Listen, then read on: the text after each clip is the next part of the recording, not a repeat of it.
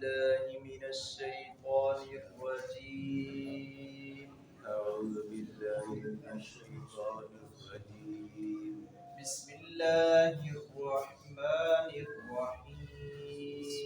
بسم الله الرحمن الرحيم. تتجافى جنوبهم تتجافى جنوبهم عن المضاجع عن المضاجع يدعون ربهم خوفا وطمعا ومما رزقناهم ينفقون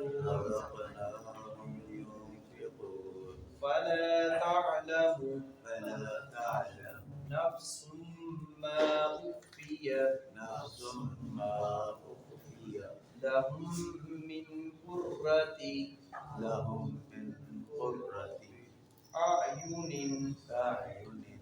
جزاء بما كانوا يعملون.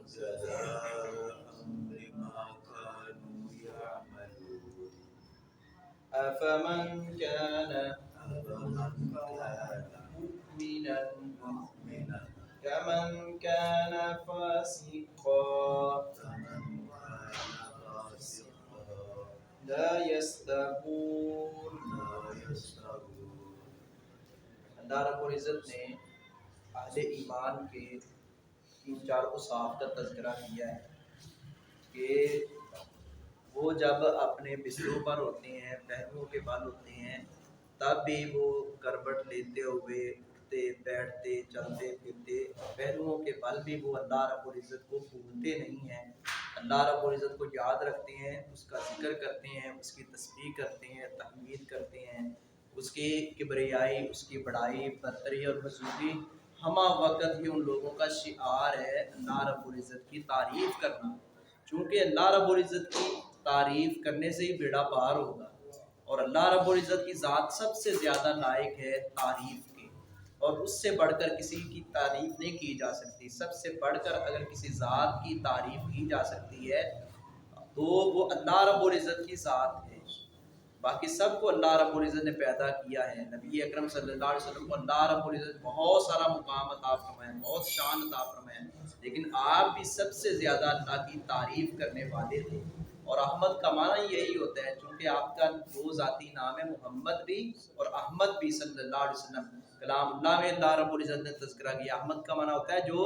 جہان میں سب سے زیادہ خالق کائنات کی تعریف کرنے والا ہو، اور پیارے نبی صلی اللہ علیہ وسلم نے اللہ رب العزت کی تعریف کا حق ادا کیا ہے، اور آپ کی زندگی ہمارے لیے ماڈل ہے کہ تعریف اللہ کی کرنی ہے کس انداز سے کرنی ہے، اللہ کا ذکر کرنا ہے کس انداز سے کرنا ہے، جس طرح رسول اللہ صلی اللہ علیہ وسلم نے کیا ہے۔ اپنی طرف سے رنگ نہیں بھرنے، اپنی طرف سے ذکر اذکار کے نئے نئے طریقے ایجاد نہیں کرنے۔ تو اللہ رب العزت نے فرمایا کہ اہل ایمان کا یہ وصف اور خوبی ہے کہ وہ اپنا خواب گاہوں پر بستروں پر ہوتے ہیں، تب بھی وہ اللہ رب العزت کو پکارتے ہیں، وہ ڈرتے بھی ہیں اور امید بھی رکھتے ہیں، امید بھی رکھتے ہیں کہ انشاءاللہ اللہ ہمیں جنت عطا کرے گا، اللہ ہماری عزت تکریم کرے گا، اور نیک اعمال بھی کرتے ہیں اس کے مطابق، اور پھر ڈرتے بھی ہیں کہیں کوئی غلطی نہ ہو جائے، ہم سے کوئی ایسا گناہ نہ سرزد ہو جائے جو ہمارے لیے وبال جان بن جائے اور ہم جہنم کا ایندھن بن جائے۔ یہ دونوں چیزیں ان کا لازم ہونا لازم ہے، بندہ ڈرے بھی اللہ رب العزت کے غضب سے اور امید بھی رکھے کہ اللہ رب العزت مجھے اپنی رحمت کی لپیٹ میں لے لے گا۔ جب یہ دونوں چیزیں جمع ہو جائیں گی پھر کامیابی جو ہے وہ انشاءاللہ مقدر بن جائے گی۔ تو اللہ رب العزت نے یہ خوبیاں جس کے اندر پائی جاتی ہیں، اللہ رب العزت نے فرمایا کہ ایسے لوگوں کے لیے اللہ نے پھر جنت تیار کی ہے، اور وہ جنت کہ جس کے اندر اللہ رب العزت نے طرح طرح کی نعمتیں چھپا کر رکھی ہیں، جیسا کہ حدیث قدسی ہے، رسول اکرم صلی اللہ علیہ وسلم فرماتے ہیں اللہ رب العزت نے فرمایا ایسی نعمتیں ہیں کہ کسی آنکھ نے دیکھی نہیں، کسی کان نے ان کے بارے میں سنا نہیں، کسی نفس کے اندر وہم و گمان بھی پیدا نہیں ہوگا، اس کی مثال ہی ہم ان نعمتوں کی نہیں دے سکتے۔ یہ تو دنیا کے اندر اللہ رب العزت نے نعمتوں کی فراوانی ہے، یہ ہم گننا چاہیں یہ نہیں شمار کر سکتے، وہ نعمتیں تو ان کی تو مثال ہی کوئی نہیں ہے، وہ لازوال نعمتیں اللہ رب العزت نے عطا کرنی ہے، لیکن امتیاز کیا جائے گا، فرق کیا جائے گا کوٹے اور کھرے کا، وہاں فرق کیا جائے گا، یہ نہیں کہ بدکار بندہ بھی جنت میں جا رہا ہے نیکوکار بندہ بھی جنت میں جا رہا ہے۔ یہ تو اللہ رب العزت کا جو اپنا صفت عدل ہے،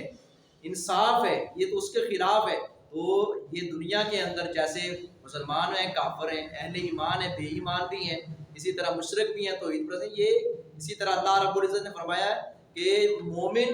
اور فاسق یہ برابر نہیں ہو سکتے۔ کیوں برابر نہیں ہو سکتے؟ مومنوں کو اللہ نے جنت دینی ہے، فاسقوں کو اللہ رب العزت نے جنت نہیں دینی اگر بغیر توبہ کے وہ مر جاتے ہیں، ایسا ہی ان کا انجام ہوتا ہے۔ تتجافا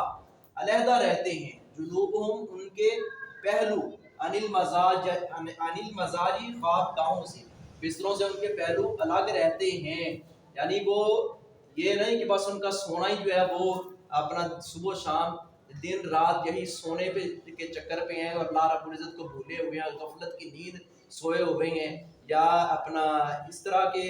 معاملات میں پڑے ہوئے ہیں کہ بس ان کو دنیا داری، کھان پین اور سونا، بس اللہ رب العزت کو بھول جانا، یہ ایسا ان کا شعار نہیں ہے۔ ان کے پہلو جو ہیں وہ الگ رہتے ہیں، یعنی وہ رات کو اٹھ کر اللہ رب العزت کی کچھ نہ کچھ تعریف بھی کرتے ہیں، نفل و نوافل بھی پڑھتے ہیں، گریہ زاری بھی کرتے ہیں۔ ان کے پہلو جو ہیں وہ بستروں سے الگ رہتے ہیں، بستروں کے ساتھ وہ پیار نہیں کرتے، ضرورت کے مطابق سوتے ہیں جتنا سونا بنتا ہے۔ یدعون، مگر ہمارے یہاں روٹینیں بڑی عجیب بن چکی ہیں، ہم رات کو 12 1 بجے 2 بجے سوتے ہیں، ادھر سے فجر کی نماز کا، تہجد کی نماز کا ٹائم ہوتا ہے، ہم سوئے ہوتے ہیں۔ تو ہمیں اللہ رب العزت کی رحمت اگر چاہیے اور یقیناً چاہیے تو پھر اس کے مطابق ہمیں عمل بھی کرنا چاہیے۔ یدعون، وہ پکارتے ہیں، ربہم، اپنے رب کو، خوفاً، خوف سے، ڈرتے ہوئے، ڈرتے وہ اللہ رب العزت کو پکارتے ہیں، کہیں رب ناراض نہ ہو جائے، ہم رب کے فرمانبردار ہی رہیں، وطمعاً، اور امید کرتے ہوئے، ومما، اور کچھ اس میں سے جو رزقناہم، ہم نے رزق دیا انہیں، ینفقون، وہ خرچ کرتے ہیں،